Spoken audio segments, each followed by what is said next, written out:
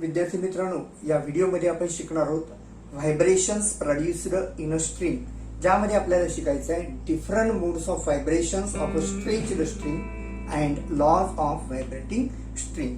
तर पहिल्यांदा आपण पाहू की एखाद्या स्ट्रिंग मध्ये जर व्हायब्रेशन्स निर्माण झाले तर त्यामध्ये स्टेशनरी वेव्ह तयार होते आणि या स्टेशनरी वेव्हची व्हेलॉसिटी असते v इज इक्वल टू, म्हणजे यामध्ये पहिल्यांदा प्रोग्रेसिव्ह वेव्ह निर्माण होते, ज्या प्रोग्रेसिव्ह वेव्हची व्हेलॉसिटी असते v is equal to square root of t by m.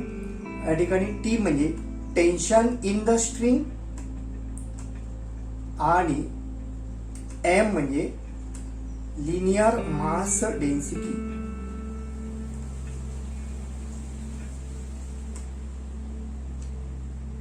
आणि या स्ट्रिंग मध्ये दोन प्रोग्रेसिव्ह वेव्ह सुपर इम्पोज होऊन स्टेशनरी वेव्ह तयार होतात आणि त्यामुळं लूप्स तयार होतात. तर नंबर ऑफ लूप्स वरून त्यांना आपण डिफरंट मोड्स ऑफ व्हायब्रेशन्स असं म्हणतो. जर कमीत कमी लूप्स असतील तर त्याला फंडामेंटल मोड ऑफ व्हायब्रेशन म्हणतात आणि त्यापेक्षा जास्त लूप्स असतील तर त्यांना ओव्हरटोन्स असं म्हणतात.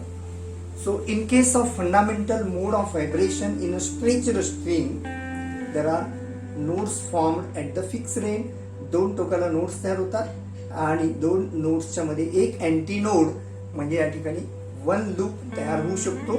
दिस is called as a fundamental mode of vibration. Fundamental mode of vibration means the mode of vibration in which minimum number of loops are form.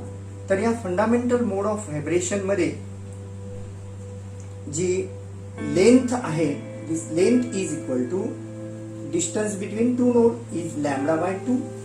This implies lambda is equal to 2L. आणि या fundamental मोडची जी frequency आहे ज्याला आपण n0 म्हणू, it is given by n0 is equal to v upon lambda. So putting the value of v and lambda, we get n0 is equal to 1 upon 2L square root of t by m. या ठिकाणी n0 म्हणजे fundamental frequency किंवा याला first harmonics असं म्हणतात.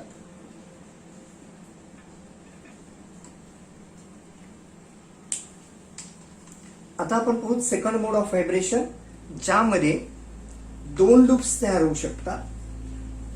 दोन एंडला दोन नोड्स आणि एक सेंटरला जर नोड तयार झाला तर दोन लूप्स तयार होतील आणि यामध्ये जी लेंथ आहे it is equal to 2 times lambda by 2. एका लूपची लेंथ लॅम्बडा बाय 2 पडून L is equal to 2 times lambda by 2. 2 2 gets cancel which implies lambda is equal to L पडून N1 is equal to V upon lambda. Putting the value of V and lambda, we get N1 is equal to 1 upon L square root of T by M. तर ह्याला compare केला आपण n0 सोबत तर n1 is equal to 2 times n0 बडून या ठिकाणी n1 ला म्हणतात फर्स्ट ओव्हरटोन किंवा n1 ही 2 टाइम्स n0 आहे म्हणून याला म्हणायचं सेकंड हार्मोनिक्स. तर ओव्हरटोन्स म्हणजे काय? Frequency which are higher than the fundamental frequency called as overtones. आणि हार्मोनिक्स म्हणजे काय? Harmonics are the fundamental frequency together with its integral multiple. आता आपण पाहू थर्ड मोड ऑफ व्हायब्रेशन, ज्याला सेकंड ओव्हरटोन असं आपण म्हणतो. यामध्ये 3 लूप्स तयार होतात म्हणून L इज इक्वल टू 3.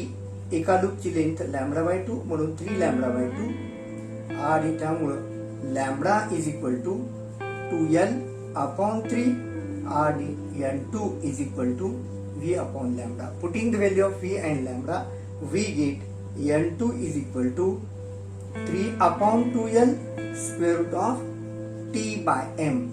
आता या ठिकाणी कम्पेअर जर केलं आपण N2 ला N0 सोबत तर आपल्याला मिळेल N2 is equal to 3 times N0.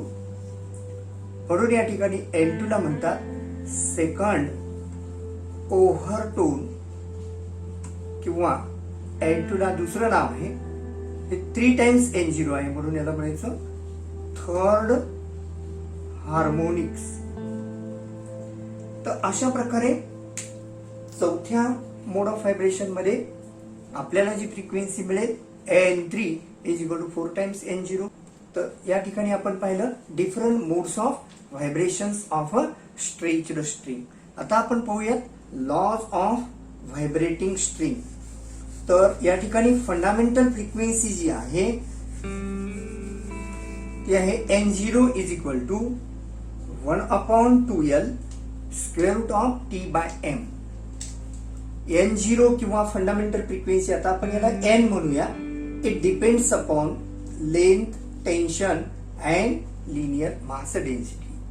आणि त्यामुळं या ठिकाणी 3 लॉज ऑफ व्हायब्रेटिंग स्ट्रिंग्स आपल्याला सांगता येतील.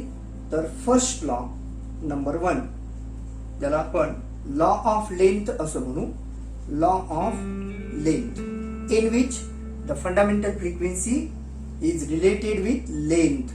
यासाठी कंडिशन आहे if T and M are kept constant, then N inversely proportional to L. N inversely proportional to L. Word मध्ये आपल्याला असं म्हणता येईल if tension and linear mass density are kept constant then the fundamental frequency of vibrating string is inversely proportional to the length of the string. Second law, ज्याला आपण म्हणू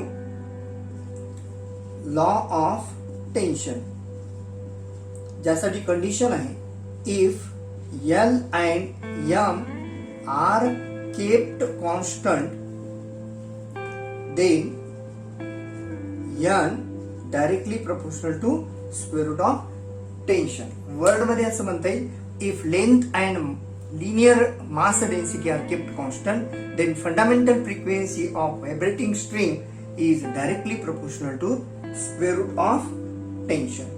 आणि तिसरा जो आहे ज्याला आपण म्हणू लॉ ऑफ लिनियर डेन्सिटी, ज्यासाठी कंडिशन आहे इफ